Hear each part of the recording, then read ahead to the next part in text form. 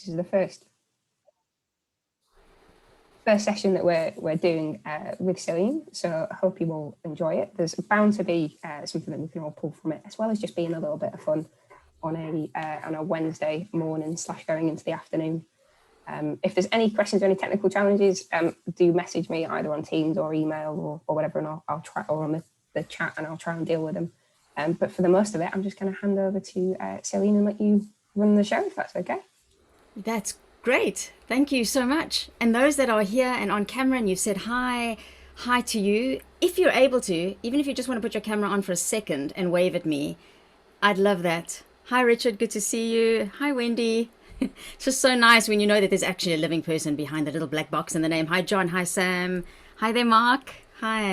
And I'm sure it's nice for everybody else to see each other because it's interesting times we find ourselves in. Hello, Adele. I can see all the hands going.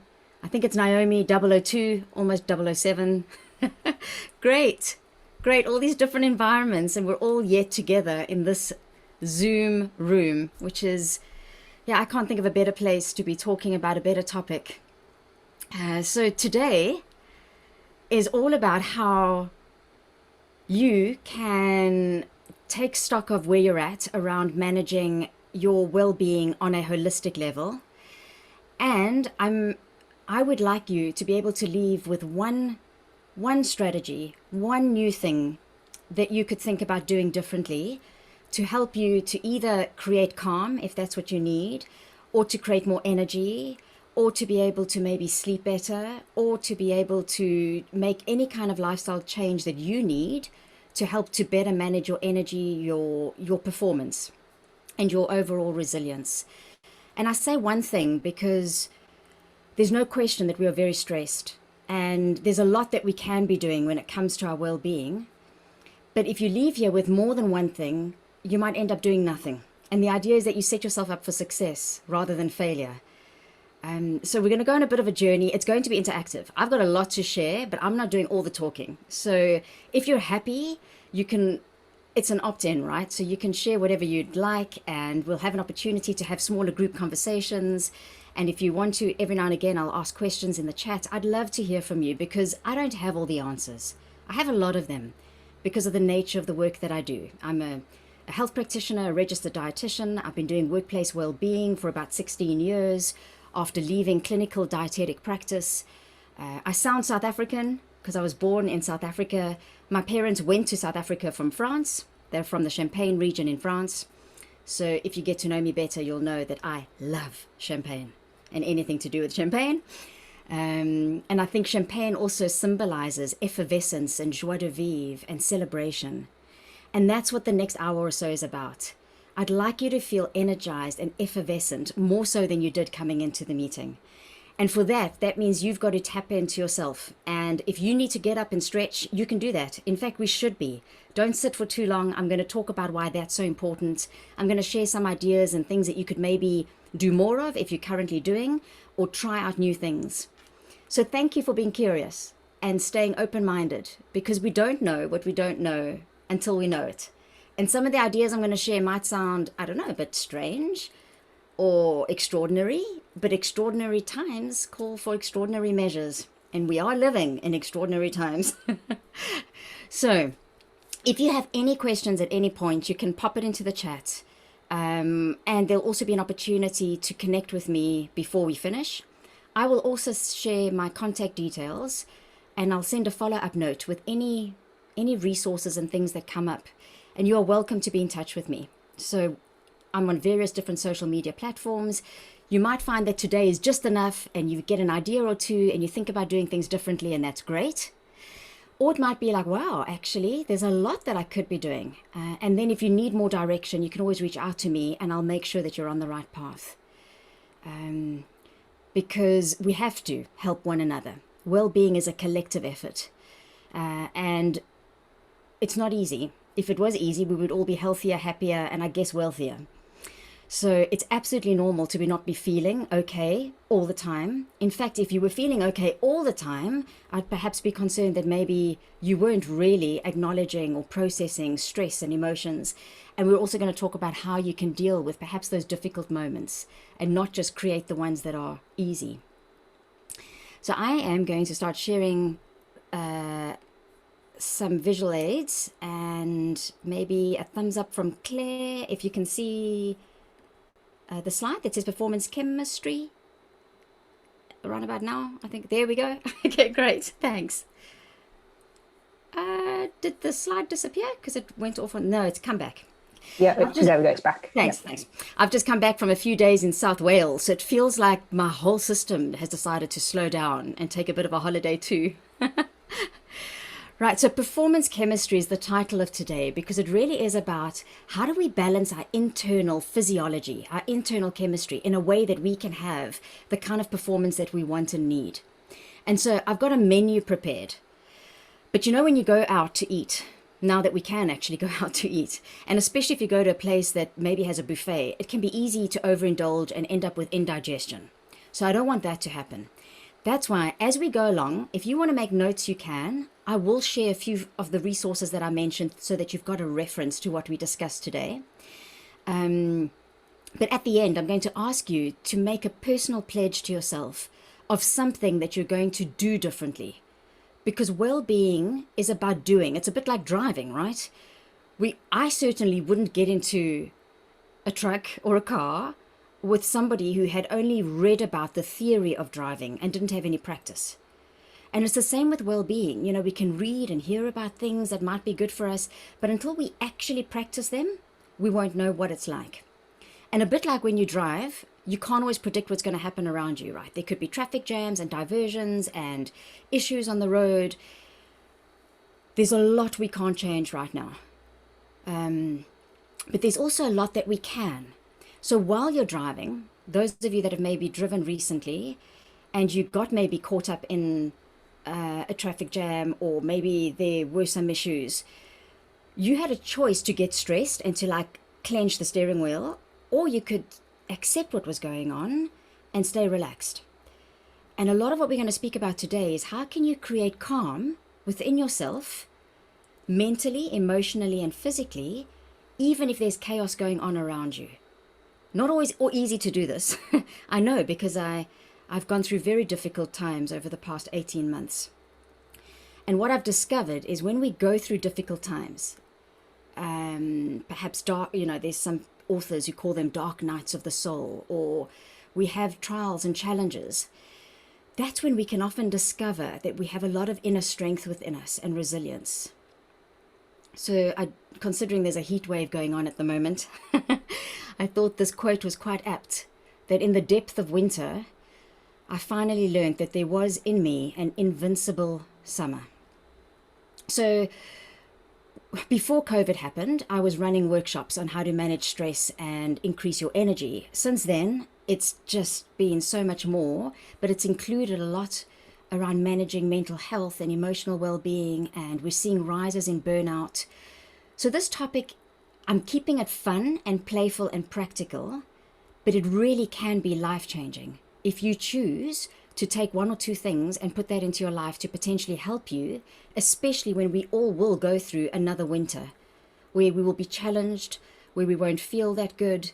And then these kind of tools, if they're in your toolkit, you'll be able to reach for them. And well-being is such a vast topic, right? So for the context of today, we're going to take a look at physical well-being, which has to do with our body. So that has to do with your health numbers like cholesterol and blood pressure, your energy levels. It has to do with your physical fitness. It has a lot to do with your digestion and gut health and what you eat. We also have our emotional well-being, so everything related to the heart. So that would be feeling your emotions, being able to articulate them, the quality of your relationships, your emotional intelligence, and being able to share or experience empathy, compassion, vulnerability. And then we have our mental well-being or intellectual well-being, which relates to this 4-pound universe that sits on our shoulders. And that's all about our ability to now, what you're doing is concentrating and thinking and analyzing what I'm saying. And do I agree? Don't I agree? How does that tie into what I know? It's our ability to concentrate, to focus, to problem solve, to make decisions, to keep a sense of humor. And then we have another dimension, which can be called our spiritual dimension, or it could be a sense of meaning or contribution or belonging. So yes, it can be a faith. It can also be a sense of being part of a community or having legacy. Those of you that are parents will probably know that that's a big part of how you want to in terms of parent. So all of those are important. And I'm curious, if you were to rate yourself today and say, which one of those 4 dimensions do you feel strongest in? Which one would it be? And if you're happy to share that in the chat, you can. But which one of those? Your body, which is your physical well-being, your heart, your emotional well-being, your mind, which is your mental or intellectual well-being, and spirit, which is your sense of meaning and belonging. Which one of those do you feel strongest in? And even asking that question can be hard because, you know, they change. Thank you for getting us started. I'm not sure what your first name is because it's D. Hewitt, but thanks. Anybody else happy to share? Dean, thank you. I'll remember that. So if I were to answer the question myself, I would say also spirit actually today, because physically I feel tired because I haven't slept well because of the heat. We have mind, we have body. Body, I'm just going to give it another few seconds. It's always curious to see. Someone with heart. So already, just in the few responses, we can see that there's variety, which is why when we collectively look after our own well-being and those around us, we can help one another, because not everybody's going to feel strong and at their best all the time. So when you are, you can help others. When others are, they can potentially be there to help you. So as we go through today, I'm going to spend a little bit more time on building a solid foundation, which is our physical well-being. Because when we have the basics in place to support our body, it makes it easier for us to show up at our best emotionally, mentally, and then have energy and resources for meaning and contribution and belonging and building community. Because it's hard to manage stress and feel your best and think clearly if you're sleep deprived and dehydrated, for instance. So we're going to take a look at the base of that pyramid. And those of you that did say that you feel strongest in body, it might be good to see how you score on the framework that I'm about to take you through. Because the framework I'm going to take you through is going to help you to have an idea of where you're at in terms of your habits to support the base of that pyramid. And the framework is called the WELLculator. So it's a calculation of potentially how well you are. And there are 10 different areas on the WELLculator that we're going to visit. I will send the WELLculator as one of the follow-up resources that you can then print out and keep close by if you ever want to do it again in, say, a month or two. Or if you want to share it with loved ones or go back home and say, hey, I did this interesting assessment. I'm keen to know. If you'd like to know, here's more. So the first few are around food and how do we manage our chemistry for better performance by looking at how we eat. So let's start with that. So I'm curious, do you have some kind of strategy in the way that you refuel that helps to manage your energy levels and good health? So before you answer this question, let me show you what I generally come across. And this has maybe changed slightly with working from home, but now as we potentially start to get back into the field and on the road or back to an office, you know, this could become much more evident again. So we get up in the morning and a lot of us may be tired because we've been awake between 1 and 3 a.m. And so we end up hitting the snooze button a few times. And then by the time we get going, it's like grabbing a coffee and whatever we can really quickly. Maybe another few cups of coffee because we have back-to-back meetings and lots of work to do, or we're on the road and so there's not much time to stop.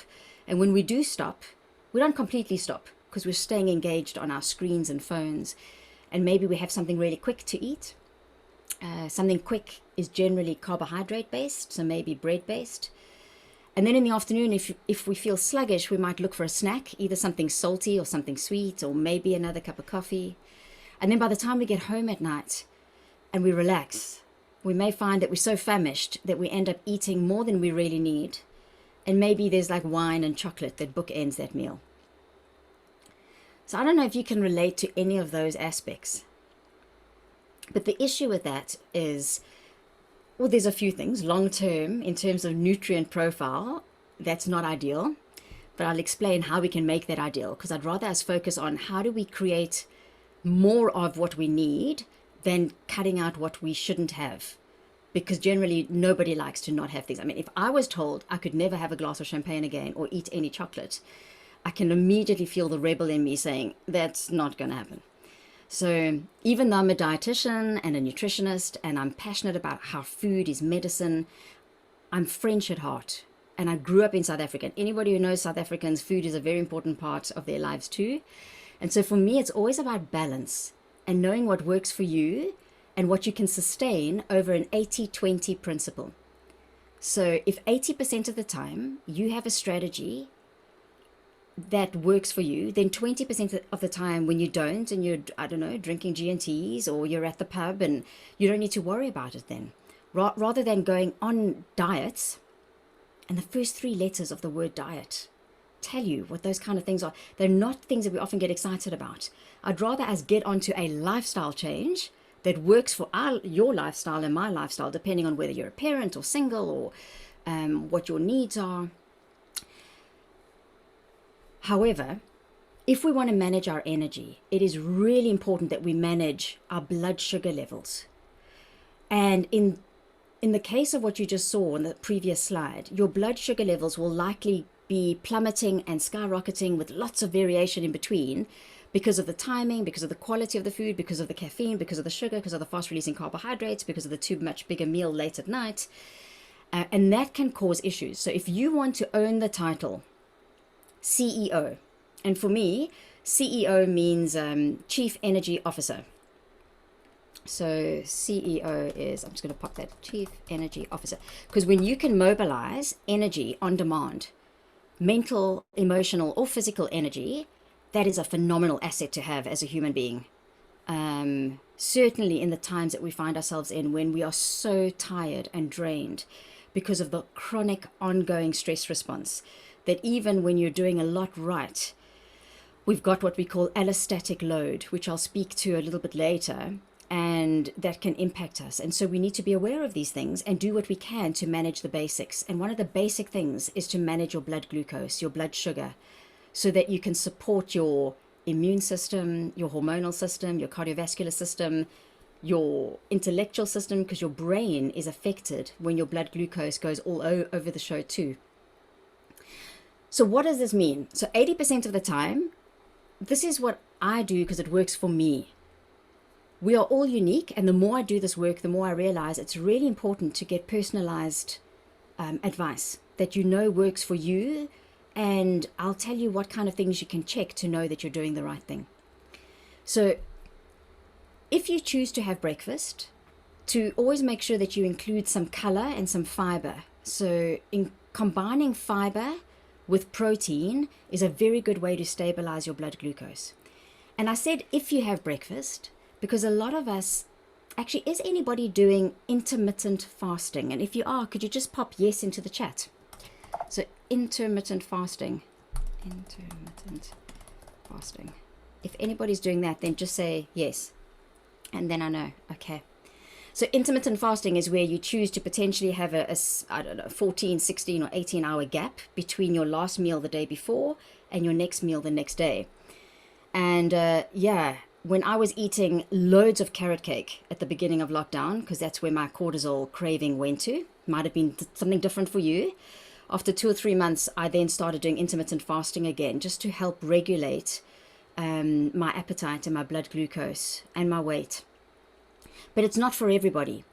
For instance, with some of my patients and clients that have burnout or who are incredibly stressed or might have something new happening like anxiety or panic attacks, going into intermittent fasting can be a stressor for the body. So you've really got to do it when you're feeling emotionally and mentally strong. And you can always reach out to me if you'd like to ask me more about that.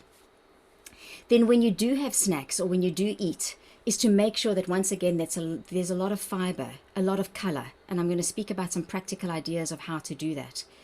And when you do stop for lunch, if you're able to actually stop, this is where I give you full permission to pretend that you are French or Italian, maybe not Spanish, because the Spanish really take lunch to the next level, right? So we're not talking about a 2-hour siesta. But taking a 20-minute break at lunchtime where you disconnect from all digital devices and enjoy a meal, or even if it is just a cup of tea or a glass of water, because hydration is incredibly important to keep your energy up, that can help you to re-energize and come back more focused for the rest of the day. Dehydration is also not just an issue at the moment when it's quite hot. When we are not hydrated, we can feel tired, have a headache. I get a headache, a very particular headache that just above my eyebrows. And we can think we're hungry because our mouth is dry, and that becomes a false trigger to eat. So how do you know that you're drinking enough? You should have 1 glass per 10 kilograms that you weigh. So this formula works easier when we use kilograms. 1 glass per 10 kilograms that you weigh. So if you weigh 90 or 100, you'd need 10 glasses. If you weigh 50 or 60, you need 5 or 6. So it's weight dependent, which makes sense because you'd need, if you have more body volume to hydrate, you'd need more. And if you're like me and you don't enjoy the taste of plain water, I keep water in mind. I keep it in sight so that it's in mind. So I've got a large jug that I constantly fill. And I also bought myself nice glasses that just make it more appealing to drink from. And I often add things to it like mint or lemon or ginger, or I make a herbal tea and let it come down to room temperature or put it into the fridge. And I find that more appealing. If this is something that you've maybe slacked on, despite working from home, because it can be easy to go to the kettle and have coffee, and coffee and tea are diuretics. So we should have water over and above them. They hydrate us slightly, but they also cause us to lose some fluid. And in the afternoon, when your energy drops, it's a good thing to ask yourself, am I thirsty? Am I breathing properly? Because we often constrict our breathing, especially when we're working behind screens for so long. And I'm going to do a breath exercise in a moment to see how your breathing's doing right now. And also ask yourself, have you had fresh air? So nature is a food group. We need to spend time in nature. And I'm hoping that with working from home and the lack of commute, that's a habit, if you started that you'll keep in place. Nature does incredible things to soothe the nervous system, even when there is no sun shining. Just the act of moving and going out of the place that you work and giving yourself some time in nature can be very, very good. And by doing that, you potentially won't overeat at night. It's not that you will, definitely not, but it may make it easier to do that. The key, though, to getting this right is linked to my question at the beginning, is you've got to have some kind of strategy. So for me, it means I've got to shop for the things that I know that I need, get them delivered, drop them in my environment. Before COVID, I would be on the road. I would stay in 3 or 4 hotels every week because I'd work at client venues. So I'd be traveling a lot. So I constantly had to keep food and snacks on me, or know if I was staying in a Premier Inn that wasn't really close to anywhere that I was going to be able to get food. And that worked for me. And now, since being at home, what I've enjoyed is I've been getting one of those recipe boxes once or twice a month that has lots of different things and an easy recipe. And then in 15 minutes, you've got a meal prepped that's good for you. That's been one of the best things that I've done. It's taught me so much about food. And I already knew quite a bit about food. So I've mentioned a lot about eating like an artist and having color. And color specifically on your plate is important. And by color, I don't mean eating wine gums and M&Ms, but it's a color from nature's fresh produce. So if you think of your day yesterday, I'm curious if you were to clock in all the different colors that you had from these kind of foods, so fruits and vegetables and salads, or if you did have soup, you might have made a gazpacho, a nice cold soup. How many different colors did you have? And how many different portions? So a portion of colored food is about 3 ounces, so about 80 grams, or the size of a tennis ball, or my small fist. And we should have at least 5 tennis ball portions of colorful foods a day. 5 is a baseline. If you're really wanting to manage your risk for certain cancers, like in my case, in my family, we've got quite a bit of cancer and some Alzheimer's. So I try and have double that amount. So a lot of my meals are very colorful, and I'll explain how I do that. And what I can do, if you're interested, as one of the handouts, as a thank you note, I'll share this list, which is a list of all different kinds of foods, red, orange, yellow, green, blue, indigo, violet, to show you how actually, if you're eating a lot of these colorful foods, amazing, are you having the whole range of the rainbow? Because the different colors have got different compounds in them that are good for us. And why these foods are so good for us is not only are they generally high nutrition, lower calorie, which is bonus if you're wanting to like manage your weight or your appetite, they give you vitamins and minerals, but more importantly, and this links to COVID, and our ability to stay resilient and boost our immune system, these foods feed the gut. And inside the gut, we have this microbiome, this like universe of bacteria that are the very first and most important part of our immune system. And because of our lifestyle choices and stress and caffeine and traveling and antibiotics and painkillers, we potentially have an imbalance in the microbiome in the gut, which is why eating these foods, or maybe even including fermented foods, or maybe even taking a probiotic, depending on your personal circumstances, can be very good for helping your immune system. One personal story about how powerful this is, and as a dietitian, I have so many of these because clients have shared a lot of their journeys around what happens when they look after their gut. My mother, when she came to South Africa with my dad, she was from a family of 7, and she thought she was going on honeymoon. And then it was meant to be about a 2-month trip. So after 2 months, my dad got offered work and they stayed. And after 2 years, she developed, she was very stressed about the idea of not going back to France, and she couldn't speak the language, and it was a big change for her. My father was an only child, so for him, I guess the transition was easier. And her skin flared up, and she got this very serious form of psoriasis. And every time she went through stressful periods, her skin would flare up, and so too would her gut. She would often get constipation, and the two would go hand in hand. And over time, I mean, she would see dermatologists and she would get a very strong medication called neostigazine, which is really not good for your liver. And eventually, my mom went through a very stressful time. It was about 6 years ago. So her skin went, it was bad because it was the first time it came up onto her face, and her neck was calloused and she had bleeding, and she felt very unattractive. She isolated herself and she was in pain. She had to lie with a fan on her and wet towels. And the doctor could not give her more of the corticosteroid treatment. And so my mom decided to do something different. And she saw a doctor who asked her about her lifestyle in the context of her skin. So they asked about her stress levels and her diet. And they picked up that she had constipation and that she was a little bit anxious. So they said, okay, how about you try 1 or 2 mindfulness exercises once or twice a day? And let's really get your gut back into healthy balance. And so over 4 months, my mom did a little bit of mindfulness. She brought in a lot more color into her diet. And that was the result. And since then, which has been about 5 or 6 years, she's not had any neostigazine since.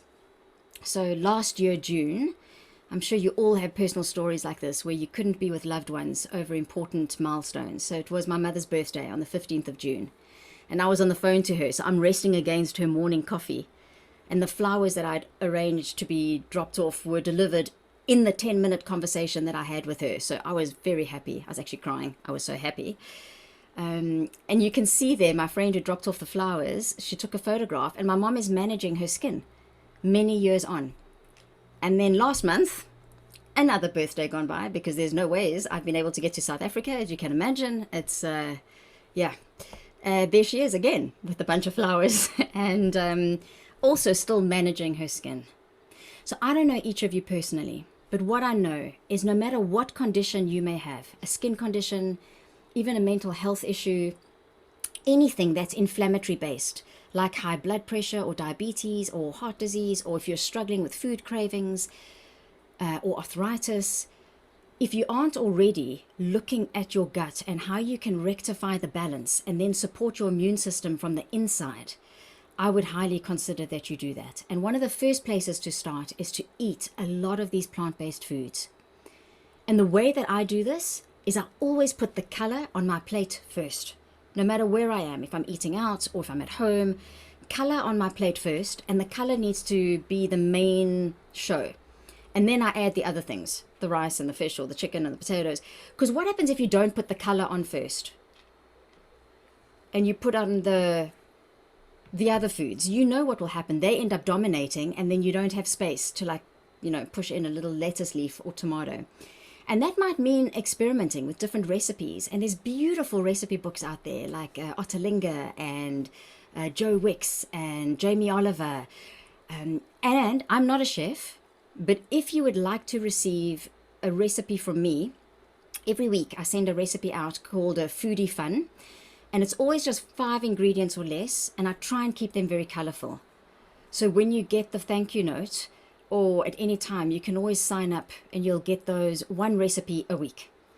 Because it's really important, if we bring in these aspects like I've just spoken about, we're more than halfway there when it comes to our well-being.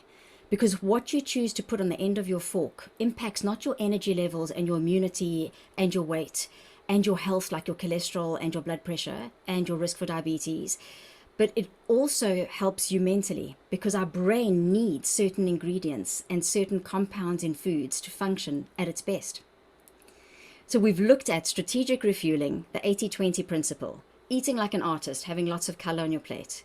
Being mindful when you eat is also important. That's why I spoke about the 20-minute lunch break. And then hydration is also key. And how do you know that you're getting this stuff right? You check things. So has anybody over the past, let's say since COVID hit, have you done any kind of health checks? And by health check, I mean there's 3 that are important. Your blood sugar and your cholesterol.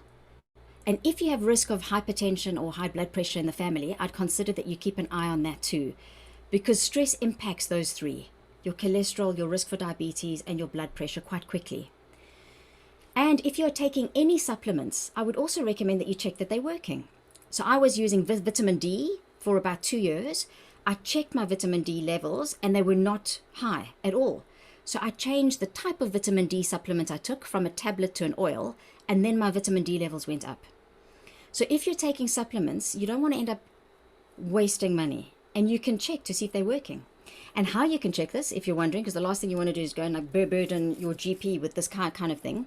There are lots of suppliers online, like I've mentioned too in the chat, Thriver and Fourth for Life, and there's many others, MediCheck, where you can order a kit that comes to your home, and then you can get the results that way. So I've done enough talking for now. I would like us to have an opportunity to meet up and have a bit of a, I say pair and share, but there might be 3 of you in a group. So there might be 2 or 3. And this is an opportunity for us to act as if we are in the same room. And like you're going to turn to the left or the right. And as you arrive in what I call the breakthrough rooms, because often breakthroughs happen in those rooms, please pretend if you need to, but look excited about the people that have arrived. And I'd love you to reflect on these 2 questions. If you reflect on your refueling and your hydration strategy, what is working well and what could be improved? So what is working well so far, and you can see what we've discussed, and what could be improved. And we'll have 4 minutes to share that, and then come back to the main room. If anybody does not want to go into a breakthrough room, you're welcome to stay here with me and Claire, and you can either have a chat or you can just wait for the 4 minutes for others to then join us again. So, is everybody clear on the discussion points? So what's working well and what could be improved? And here we go. You should have a request to join.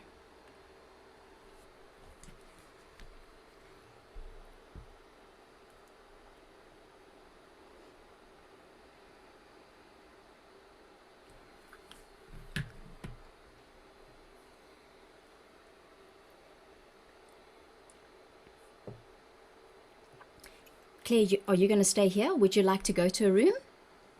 No, I'll stay here. That's okay. Okay. So I'm just checking because Isabel is now on her own in room 1.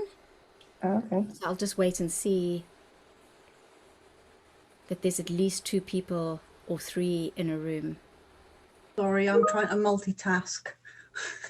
So I can't really go and do that. And No problem. That's okay. That's why I did say, because I don't want people to feel like they absolutely have to, you know? Okay, I think there's no one on their own in a room. And I've set my timer.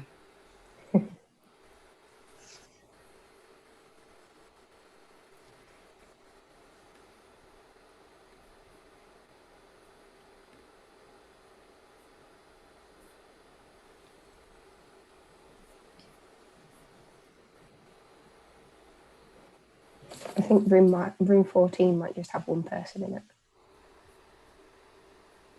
No, room 14 has no one in it on my side. Oh, okay, fair enough. Oh, no, it does. You're right. Let me move to room 2. Sorry, the arrow didn't go down. Thank you for noticing that. That's okay. Okay. See, that's why 2 heads always better than 1.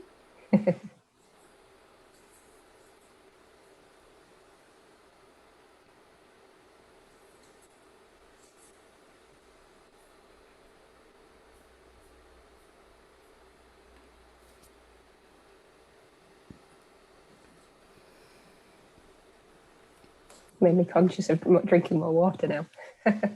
Well, in this weather, it's really important. But it's something that we can easily forget, especially when it's a bit cooler and we're just having tea or coffee. Yeah. And I know a lot of people have headaches and their energy drops in the afternoon. Yeah, absolutely. I am guilty of, if I'm thirsty, making a coffee or a cup of tea rather than water. I've tried doing both. I go and make a cup of coffee and bring back some water at the same time. Oh. Wendy, that's a great strategy. Yeah. I don't necessarily drink the water every time, but I do try. When did you give up the vodka, Wendy? That's only when it gets that I'm working past 4 o'clock. Really? Is that a case of it's 4 o'clock somewhere in the world? You're not supposed to tell secrets, Dean. I know these things. I've known you too long. I feel like that now because I've been up all night dealing with Australia, Wendy. So I think I'm off the about my 12th Red Bull by now, which I'm sure Celine doesn't want to hear.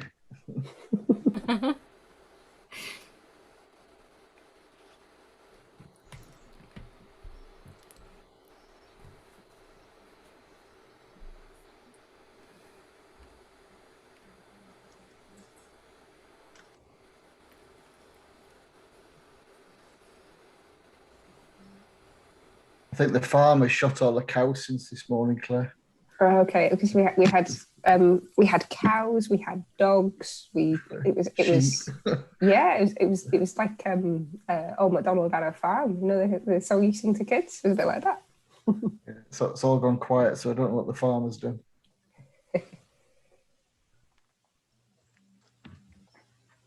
Everyone should be joining us soon because I've given them a 60-second warning. Don't know about you, Claire, but it's always strange when you're busy chatting and then the room's closed or somebody's talking and they don't realize the timer, and then it feels like you're getting pulled through like a time portal. Yeah. It's like someone's just gone, nope, you're not allowed to talk. Yeah. You get that screen, don't you?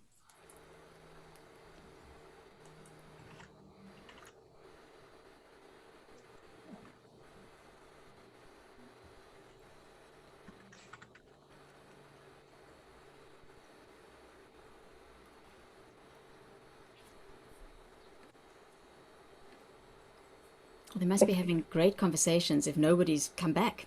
I was just thinking that same thing. If they've not come back, they must be embroiled in conversation. Welcome back, everyone. I hope it didn't cut anybody off midway. You know, it's like that time portal thing, like you were here and now you're not. We're going to have an opportunity to build on that. I'd like you to keep in mind, based on what you shared and what you heard, around potential areas of improvement, because we're halfway through the Wellculator. And I'm going to ask you to think of what your personal pledge will be. We're about to go into a topic that is so important, because it impacts how we eat, actually.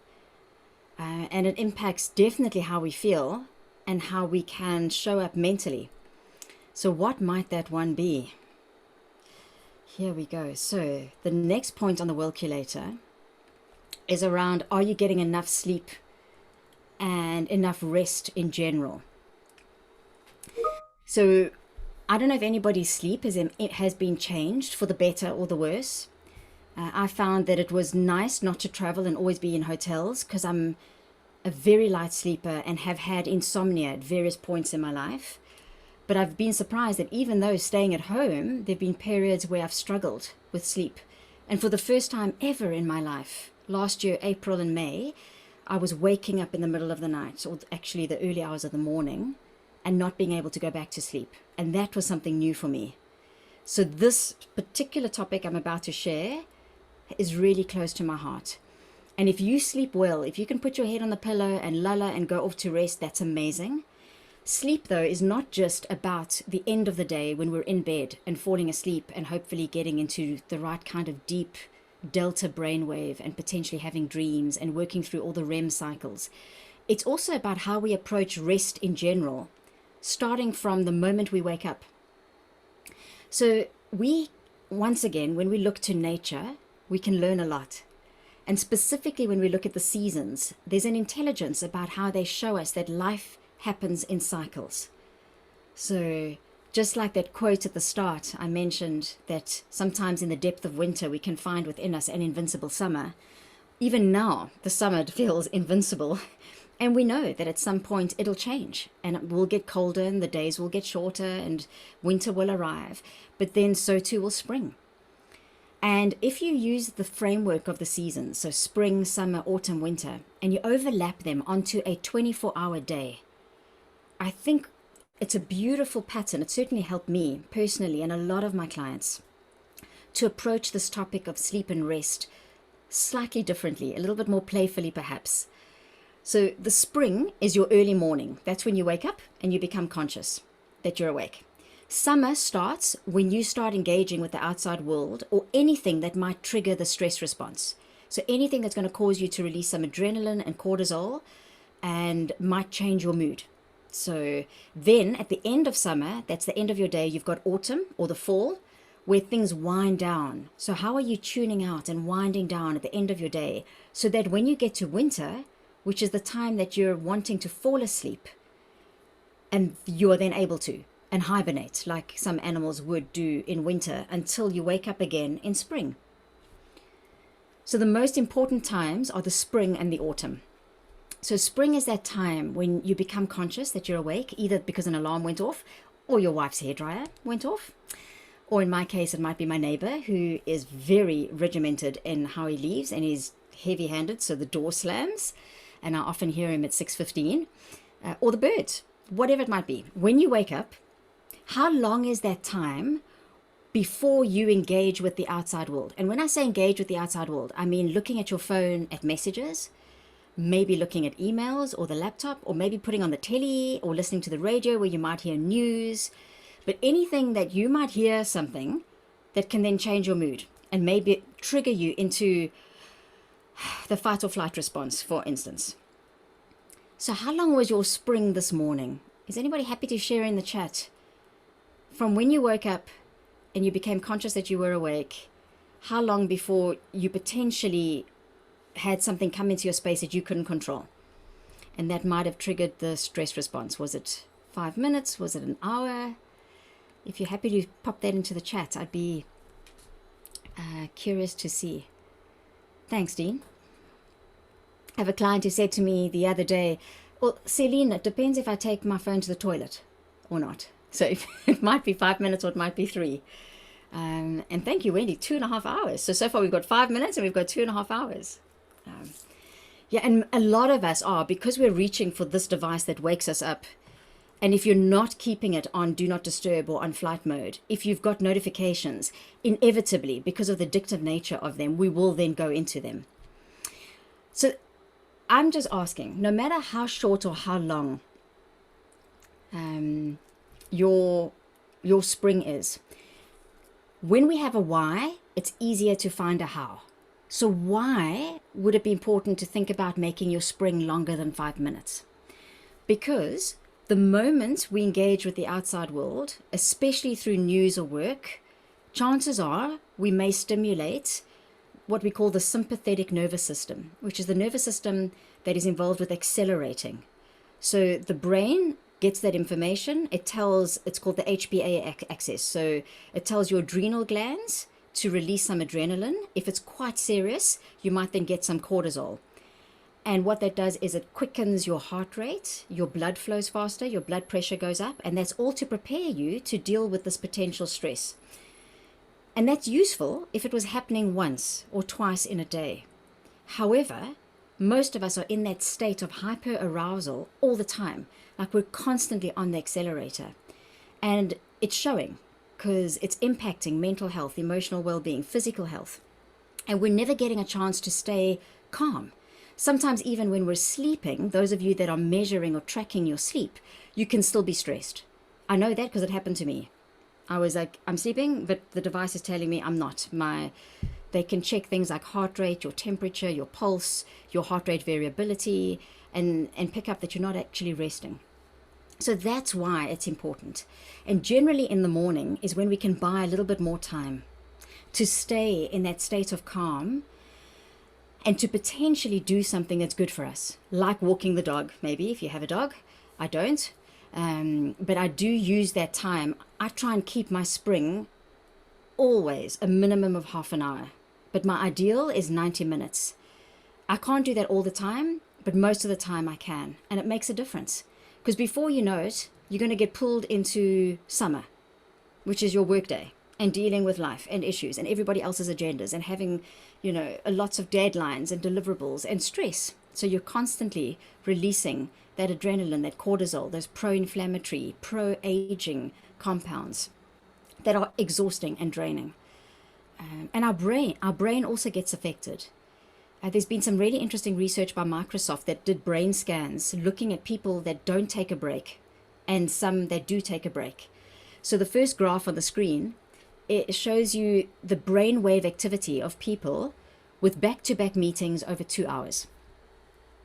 And what you can see here, the brainwaves are called beta brainwaves. So it's the state of brain activity where we're on quite hyper alert, and it can become stressful. And here, the stress over time accumulates. It gets more and more. Whereas if you choose to have breaks in between meetings, you can potentially reduce that accumulative effect. And you get to give your body and your brain a bit of a reset time. So how do you have those mini breaks?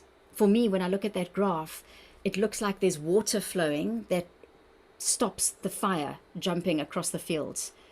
And if we don't have water or time for restoration, we can then have burnout because the fire can get out of hand. And I speak from experience.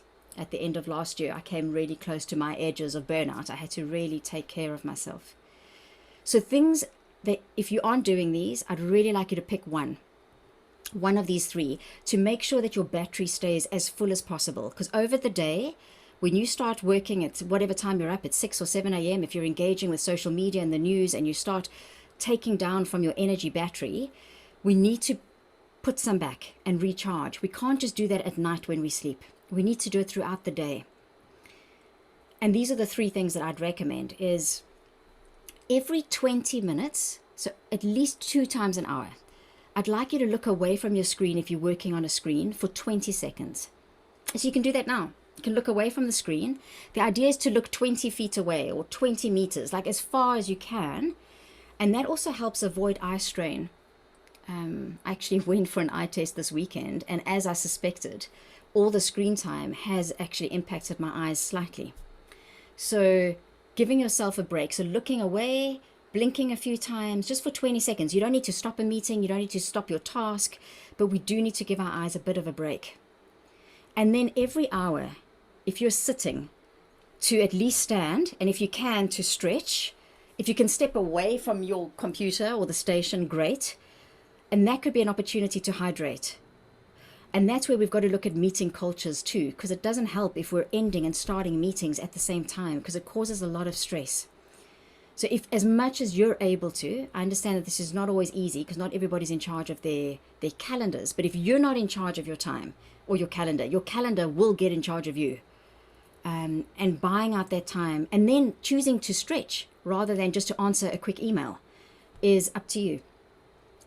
And then the third tip is to, in the middle of your day, to give yourself as a minimum a 20-minute break where you disengage. Ideally, don't stop and eat your sandwich while you're checking social media, because you may just see a post that could be irritating or upsetting. And then once again, you're staying in that hyper-aroused stress cycle. Is anybody else doing anything to help them with managing their energy during the day? Because there's so much collective wisdom in the room. So please, if you're comfortable, to pop that into the chat. Like I find when I drink a lot of water, I need to go to the bathroom. So that becomes a good thing. And I don't have a waste paper bin in my office, for instance. So that makes me walk. So there's different things that you can do depending on what your scenario is to potentially help. And then at the end of your day, the end of some summer, where we get to the season of autumn and winding down. If we don't wind down, you could potentially feel tired, but so wired that you can't sleep, or you don't fully disconnect from work. And working from home, I mean, for me, working from home is actually living at work. That's what it's become. And I'm fortunate, I've got a separate room where I can actually step out and close the door, but not everybody has that. So those lines are very blurred.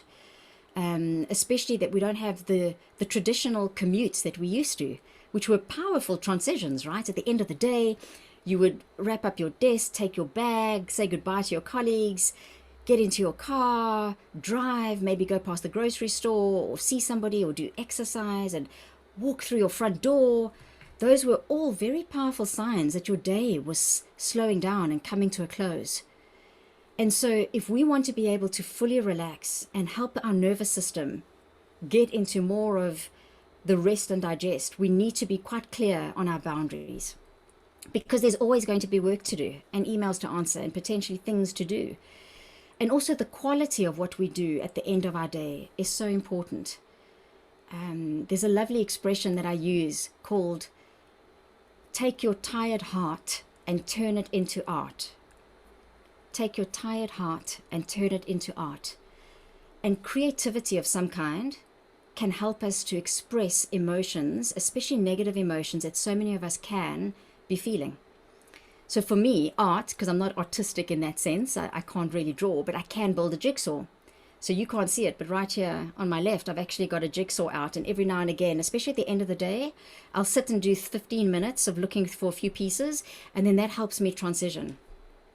And for me, also closing down all my programs and switching off my monitors, even if I'm going to come back and use my laptop that evening for, say, Netflix or something.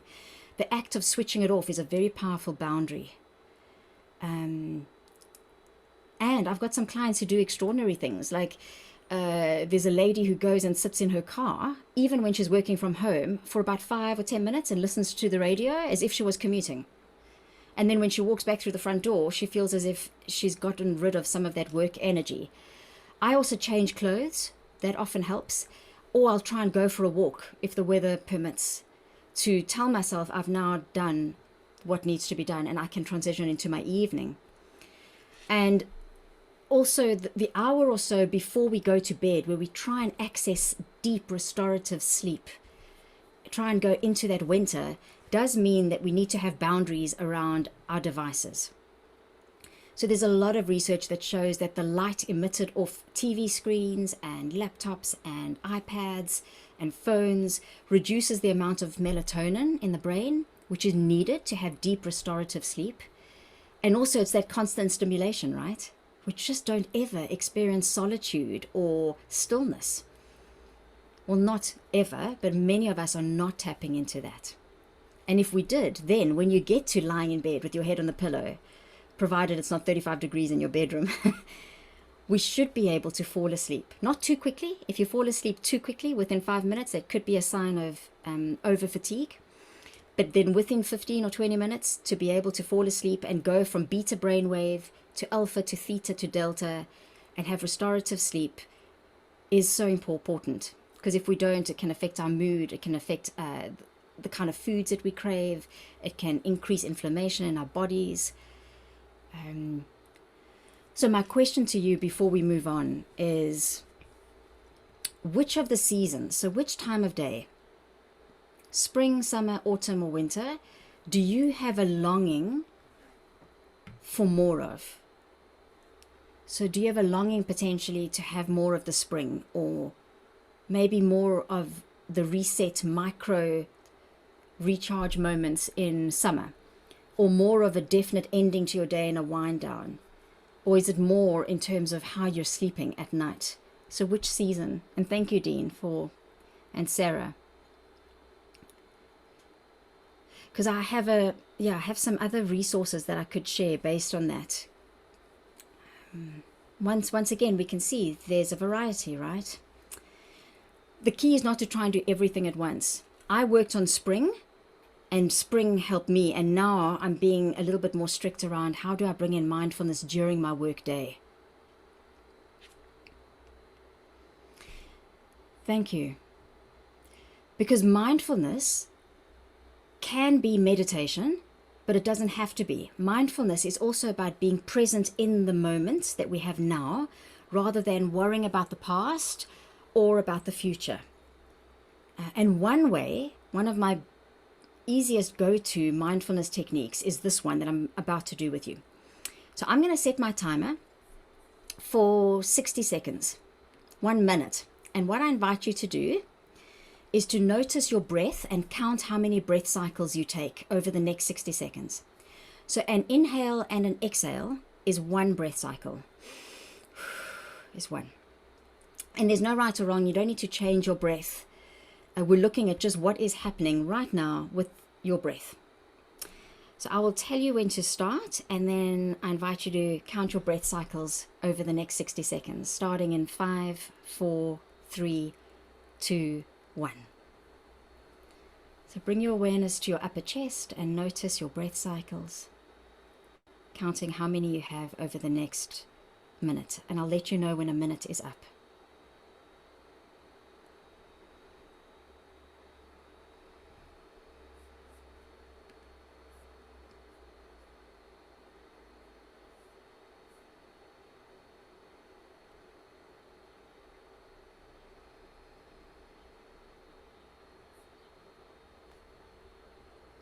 And if your mind has wandered, that's okay. Without judgment or criticism, gently bring it back to your breath. Even if you've lost count, that's okay.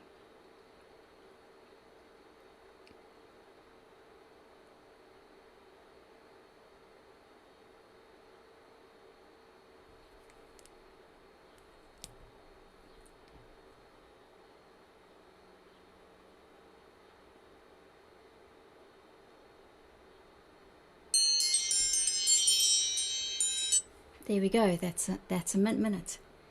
If you're happy to share in the chat how many breath cycles you took. Thanks, Dean. We have 12, 8, 9. How many breath cycles did you take? 12, 10, 8. It's nice to see all the single digits. Very nice. Okay. John 22. Oh, we've got some 20s. So, because the breath is one of the first places that we can notice the stress response, that's why it's so valuable for 2 reasons. One, like to notice what's happening, because it could give you an indication of if you're stressed and if you are in the fight or flight response. And it's the first thing, if you slow down your breath, you can reduce the impact on the stress response within seconds. So it's a real win-win. So the research is showing that if you take single breaths, so ideally somewhere between 6 to 8 breath cycles per minute. Let me just spell that correctly. There we go. Is ideal. It's hard for you to have a sense of panic or anxiety if you're breathing deeply and slowly. The message from the heart goes to the entire body. Your nervous system, your brain, your cardiovascular system, your digestive system, that everything can stay calm because you're breathing deeply and slowly. No matter what's going on around you, what you're watching on the telly, what you're experiencing or hearing, what argument you're busy having, or the amount of workload that you have. If you were, though, taking 20 or 22 breath cycles, that could be an indication that you're breathing very fast and very shallow, which is perfectly normal when you are in the stress response. But over hours and days and weeks, that can be very exhausting for the body. And so when you maybe shift from 22 breath cycles to 18, because you can't just go straight down to 8, it can feel maybe a little bit shocking. And the way to do this is to bring it into your daily activity. So yes, you can do 5 or 10 minutes of deep breathing before you go to bed, great, or first thing in the morning. But I'd like you to be able to do some of these techniques any time of day. Now, when you're on a meeting, or any time. And that's why the mindful minute is so powerful. And you'll see here how this chap expresses, even when you're making a cup of tea or coffee, you can tap into the benefits of mindfulness and the slow breath.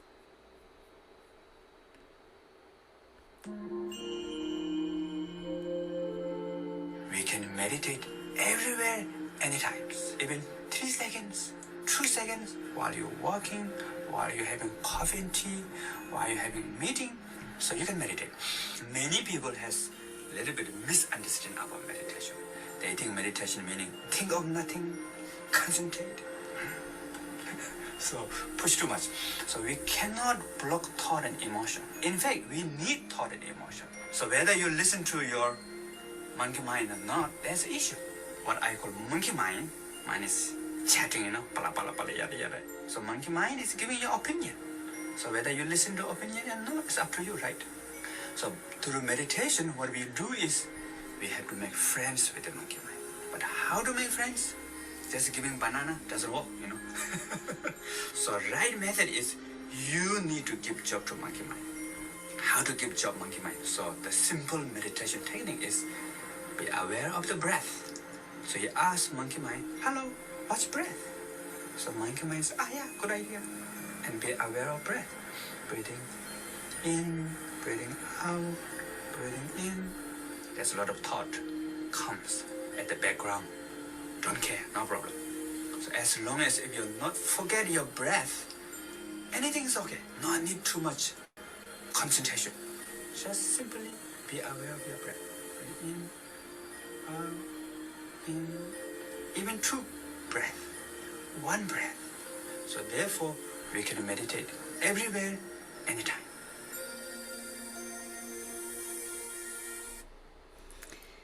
So just a reminder how these things work when we pepper them into our day in small bite-sized ways, rather than trying to make too many big changes too quickly. So we're approaching the end of the Welculator, and you're going to get an opportunity to score yourself in a moment.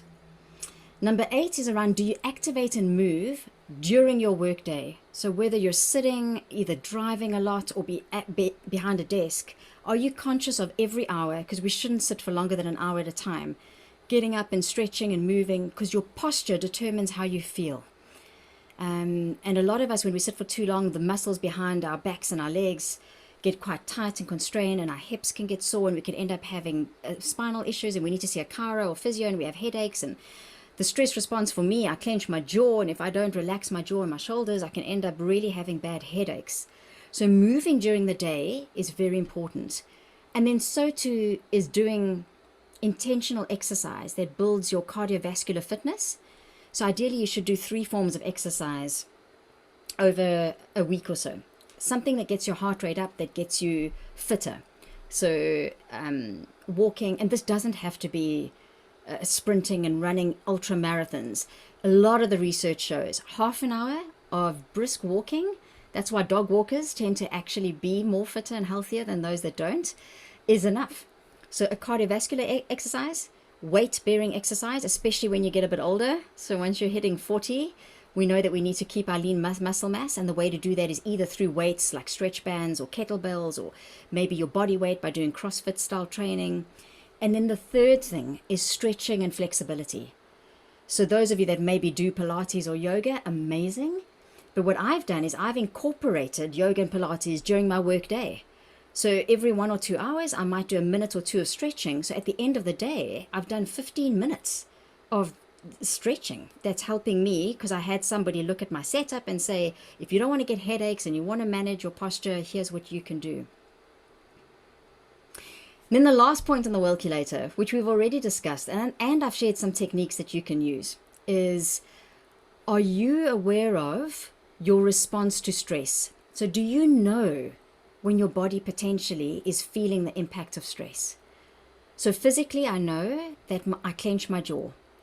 So I constantly throughout the day relax my tongue at the bottom of my mouth and relax my jaw and let my shoulders drop towards the ground. A lot of us carry a lot of tension up here in our torso.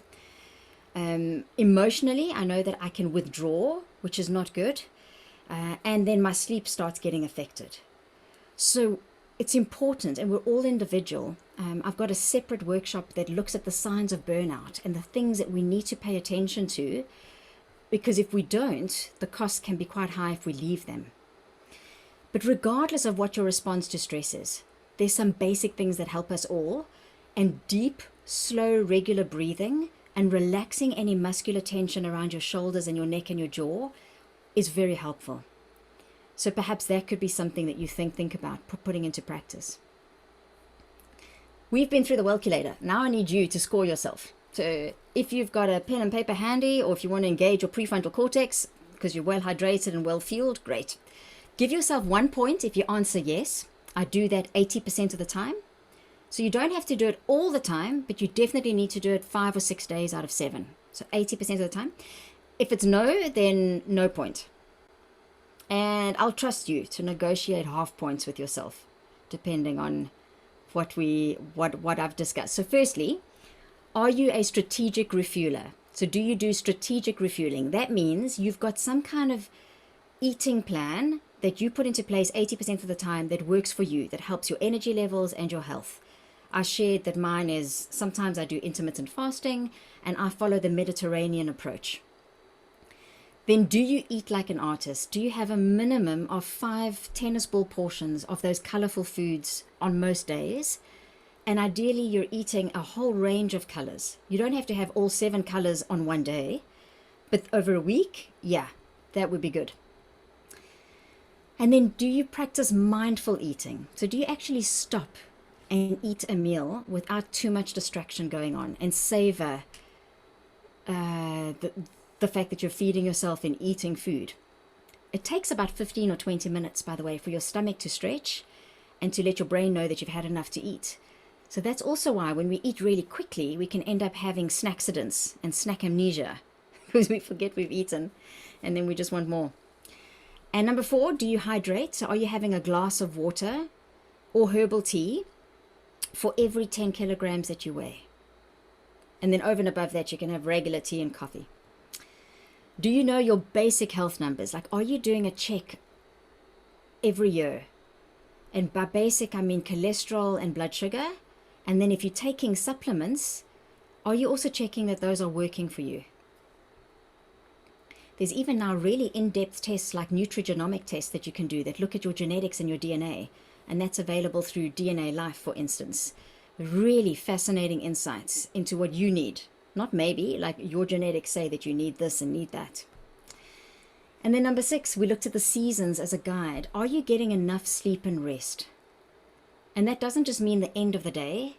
It also means how you approach your whole attitude to the concept of rest. And do you have some kind of mindfulness practice or tool like the mindful minute or meditation or sitting quietly in the morning or at the end of the day, but there's some time in your day where you're not connected to phones or the external world and you have an opportunity for stillness?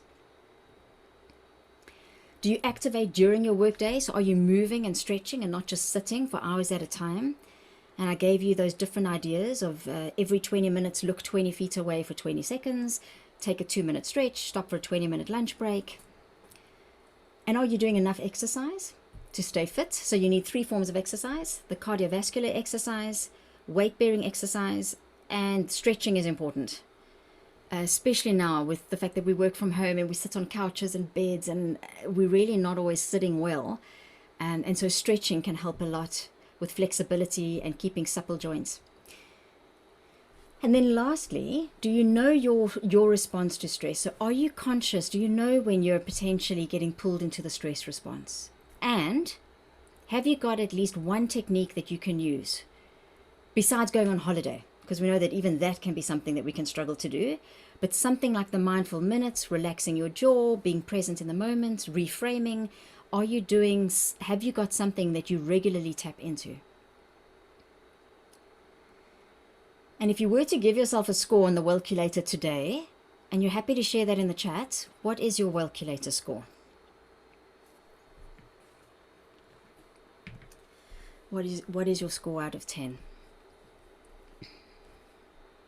The average, by the way, is usually 3 or 4. So far I'm just looking, we have also a bit of a range from 2 up until anybody at maybe an 7, 8? No? Okay. So I'm sure you'll agree, when you look at the Wellculator as a whole, none of that is like rocket science, right? It's like, yeah, I kind of know I should be doing that. But common knowledge is not common practice, even for myself at times. And the ideal score on the Wellculator is as close to 10 as you can get, because you don't need to do all of them all the time. So even if you have a score of 9, but you're not sleeping enough, that one thing can be very important to try and improve on. So this is where we're going to have one more opportunity to collectively share, because I'd like you to pick one thing on the Wellculator that you feel you could improve. There might be 5 or 8 or 10 things, but I'd like you to pick one thing, because when we pick one thing and we make it super easy, so I'd like you to make it as achievable as possible. Like if you're not drinking water, I don't want you to say, okay, well, based on the formula, I need 9 glasses of water, so I'm going to drink 9 glasses of water from tomorrow. I'd like you to say something like, I'm going to have 1 glass of water in the morning as I wake up. Or when I brush my teeth, I'll have a glass of water. So you have 2. That's your goal. Because when you make a goal super easy and then you do it, you feel good. And when you feel good, you're more likely to stick with it. Because we change most when we feel good, not when we feel bad.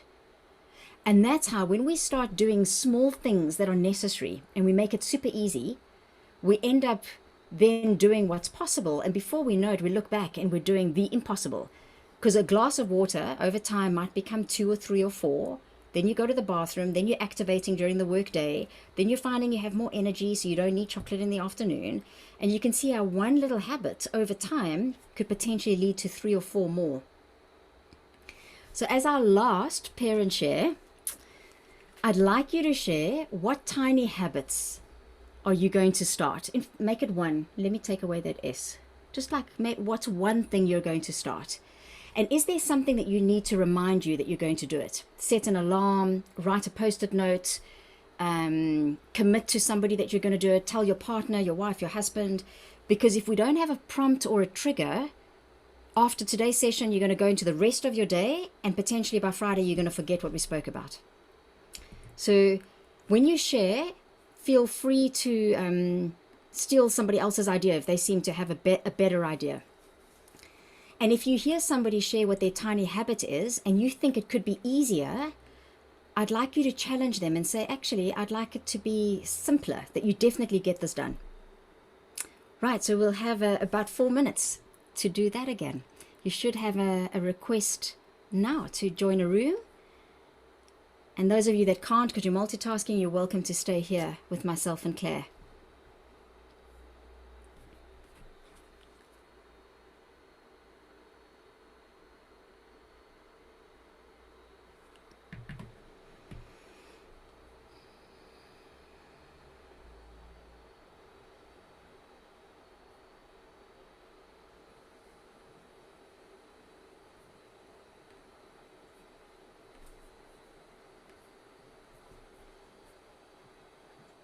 We might need to shuffle some of the rooms. Yeah, I've done that. Is there anybody now that's on their own? Yes, Richard is on his own. I'll move him to room 9. Yeah. And then maybe Julie, maybe put her in room 9 as well. Sorry, I just left the room because I thought it was just me on it. But I think Richard joined then and I've clicked it out. Okay. Sorry. It's your boss. I just sat there like, no one else is here. So Sam, shall I put you in with Where's Richard now? I can't see. Room 9. So if we want to move Fear into room 9. Oh, it's saying you're in there. Hey.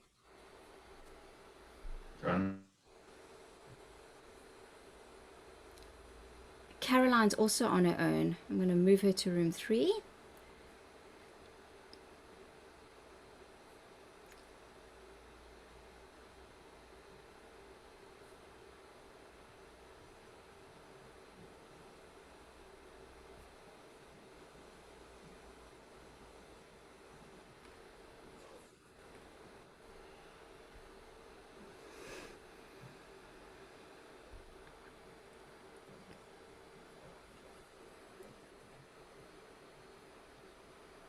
Oh, thanks, Richard. I just got your message. Do you want to commit? I'm just checking there's nobody else. Can I put you in with Sam, Richard? I'm just not sure how to do that. How do I allocate? Oh, there we go. Room 9. Richard, are you able to join room 9? Because it won't let me move you. That's okay, Sling. I'll watch the world go by instead. Okay. No problem. Sam's on her own, so I'm going to put Sam. There we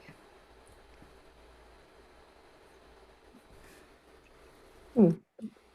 I reckon somebody probably saw who was in the room and decided to duck out before they ended up talking to me. Richard, it was me. I was sat on my own. Sorry. Oh, No, I'm like, oh, I mustn't have been paired. So I clicked leave and it popped up Richard as I clicked it. Ah, yeah, but I've you were done in it. you were room 9, weren't you? And then I was in room 10 originally, and no one. I mean, I tried twice and no one took me. Oh, We could try this. We could try and put you both into room 9. Let's give that a go. No, See if that because works. I think let's leave leave it for now, yeah, Okay, because of timing, you know? Oh, yeah, of course. Yeah. Yeah. Side switch. I don't suppose Faye would gain very much from hearing me banging on again, and I probably the same in the reverse. We've already spent enough time with each other today, eh, Faye? Have you?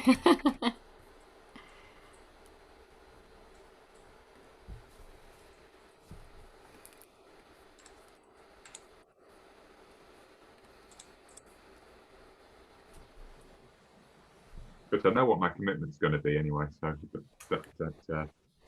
Wonderful. I'm going to ask if anybody's comfortable to put it into the chat, because there's something powerful about seeing what other people are going to do. Yeah. So we'll do that.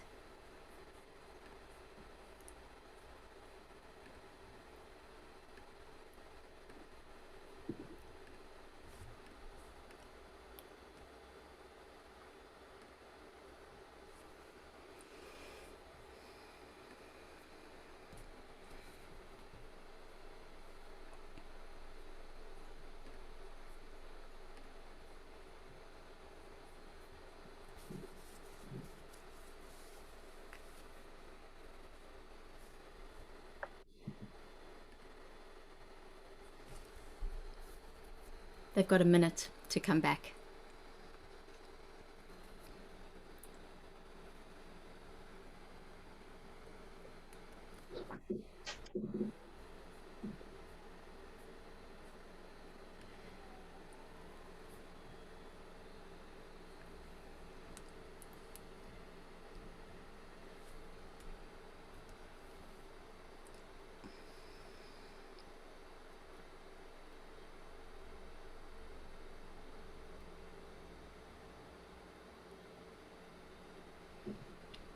Welcome back to those. I see, Chris, you joined us.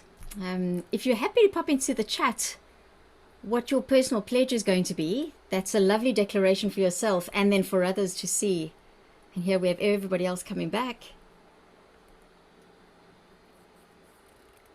Right, welcome back, everybody. I'm curious if there were some similar type of pledges or some that were maybe completely different. But before we say goodbye to each other, are you clear on what is the one tiny new habit or tweak or change or adjustment that you're going to make that could help your Wellculator score? And if you know what that is and you're happy to share it in the chat, it's quite powerful to publicly declare what you're going to be doing. And it's always inspirational for others and for me to see. So thank you, Chris, for sharing that you're going to fast more often. And if anybody else is happy to put into the chat, what is your personal pledge going to be? Lovely, mindful moments during the day. And then I'm hoping that you know exactly when and where, because if you're not specific, it doesn't happen, you know? So we've got to say, I used to have a post-it note on my kettle, and every time I went to boil the kettle, I'd take a few deep breaths. That helped. Nice, I like the variety. 30-minute lunch. Richard will do that when Chris calls. Very good for accountability. Adding more color, tape up the air fryer, fantastic. More water and stretching, water breaks. Okay, it's these absolute basic fundamental things that I keep going back to. Even when I've seen clients a dozen times, we go back to how do we refine that, and then we build on our mental, emotional, and sense of meaning. So we're going to have an opportunity to check in with each other. Thanks to Claire. Yeah, we've set on the 8th of September, there'll be an opportunity to come back and I'll revise and go through the Wellculator. And I'd love to know what's been easy for you, what's gone well, what are we celebrating, what are challenges maybe that there've been, and then we'll build on some of the key concepts that we've taken a look into today. But mostly I want to say thank you so much for your most valuable resource, which is your attention and your energy. And I hope that with the strategy that you have, you will move closer to owning the title Chief Energy Officer. And can I ask you, as much as possible, it's tough out there, right? It's very serious. When it comes to our health and our well-being, as much as we can, let's try keep a sense of curiosity and playfulness. And do what you can with where you are and what you have, knowing that small steps in the right direction are better than not doing anything. Consistency is always better than intensity. And I will send a follow-up note, and you are welcome to find me on either Instagram or Facebook or LinkedIn, or you can email me if you'd like, or you can contact Claire, because if you have any questions, I'd like you to know that I'm here as a wellbeing partner to help support you. I don't have all the answers, but I have a lot, and I know that together, when we rise the wellbeing tide, we have an ability to lift all boats. So thank you so much for being here today. I'm hoping that I'm gifting you with a few extra minutes before your 1 o'clock, whatever that might be, that you'll go up and stretch and move and maybe have a sip of water. Thank you. I'll be able to stay on if anybody wants to stay and linger a bit longer. We just had a question in the chat from Faye, if we're okay to chat about that. Yeah. It's just disappeared because everyone's saying thank you. How rude of them. I'm looking for a question from Faye. Yeah. My eyes not Have to finding put me on unless you want to unmute yourself, Faye. that. No, it was just the checking your health stats, you know, the testing. Yeah. And you give 2 links, I think, or names of companies. Yes. You can get testing done that checks your entire vitamin levels, or are they all different tests that you'd have to do? You can do a package. In fact, it works out more cost effective when you do more. So for instance, Thriver and Fourth for Life is the one that I used. I did their basket that did all of them, not just vitamin D on its own. I did the B status because I've got anemia and a few other things. Okay. Yeah. Okay, Yeah. thanks for that. Great. Cool. I don't think we've got any more questions, but like Celine said, if there's any questions you think of afterwards, fire them through to me and I will pass them on to the expert, and I certainly won't be having a go at guessing. But Celine, thank you very much for your time today. It's been really, really useful. Yeah, I look forward to checking in, and we can see if we can all hold ourselves to a little higher Wellculator score. Thank you, Celine. It's been great. Thank you. Thanks. Wonderful. Thank you. Bye-bye. Thank you. Thank you. Thank you. Thank you. Thanks, Dean. Thanks, Vicky. Cheers. Thank Bye. you. Bye.